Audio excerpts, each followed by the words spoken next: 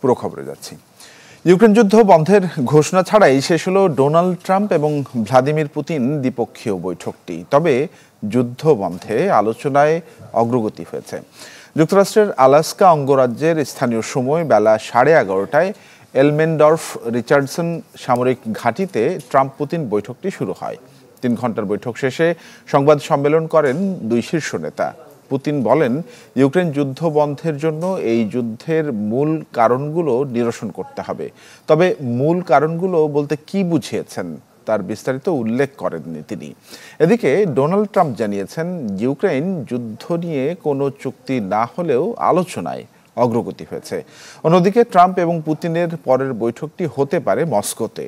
এর আগে এলমেনডর্ফ এবং রিচার্ডসন সামরিক ঘাঁটিতে রাশিয়ার প্রেসিডেন্ট ভ্লাদিমির পুতিনকে স্বাগতম জানান যুক্তরাষ্ট্রের প্রেসিডেন্ট ডোনাল্ড ট্রাম্প।